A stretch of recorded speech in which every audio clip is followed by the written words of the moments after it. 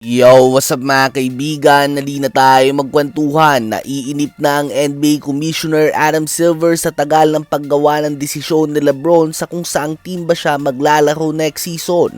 Ayon kay Adam Silver ay gusto na nga daw niyang gumawa na si LeBron ng kanyang desisyon dahil hindi sila matapos-tapos sa paggawa ng schedule dahil dito. Tinatawagan na nga daw sila ng mga TV networks at nais na nitong ma-lock in ang NBA schedule. Dahil syempre mga kaibigan, may mga TV shows nga sila na kailangan din nilang ilipat ang schedule pagpasok ng NBA.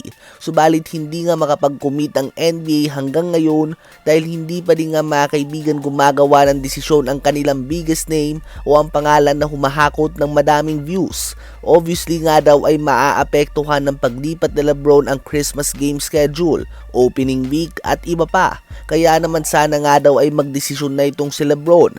Well, bukod nga dito, ang free agency ay napapako din nga mga kaibigan.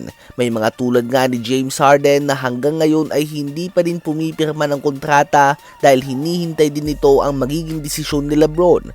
Well, sa live podcast naman ni LeBron kanina lamang ay sinabi na niya na hindi na daw magtatagal at gagawa na din siya ng kanyang desisyon. So anytime na nga ngayon ay malalaman na natin kung saang team ba maglalaro ang 4-time league and finals MVP winner LeBron James. Ano ba masasabi niyo tungkol dito? Habang maraming fans naman ang nagulat ng bitawan ang Boston Celtics at i-trade ang former finals MVP winner Jaylen Brown matapos ito na manggaling pa lamang sa kanyang best regular season performance at nag-average pa lamang ito ng 29 points, 7 rebounds and 5 assists per game at dinala niya ang Boston Celtics sa top 3 ng East kahit na wala halos buong season si Jason Tatum. Ganun pa man, ngayon nga ay lumabas na ang totoong plano ng Celtics matapos silang bigo na makuha ang 2-time MVP Giannis Antetokounmpo.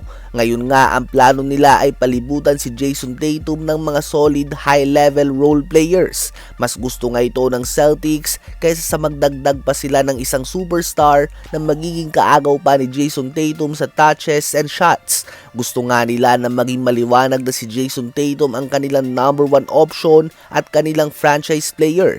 Well, maganda din naman talaga ito. Nagiging problema lamang ito minsan tuwing playoffs dahil alam na nga ng lahat na sa number 1 option babagsak ang bola, kaya naman mas nagiging madali itong gawan ng game plan sa playoffs dahil mas may oras nga mga team na pag-aralan ang opensa ng kabilang kupunan.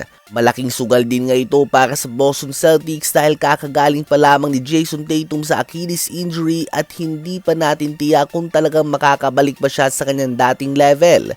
Dahil pagbalik niya nga sa konting regular season games at sa playoffs ay kapansin-pansin na medyo nangangapa pa din siya. Nag-average lang nga si Jason Tatum ng 22 points, 10 rebounds and 5 assists per game on 41% shooting sa field and 32% shooting naman sa 3-point line. So bagsak nga ang kanyang field goal percentage mga kaibigan o ang kanyang efficiency in general. Ano ba masasabi nyo tungkol dito?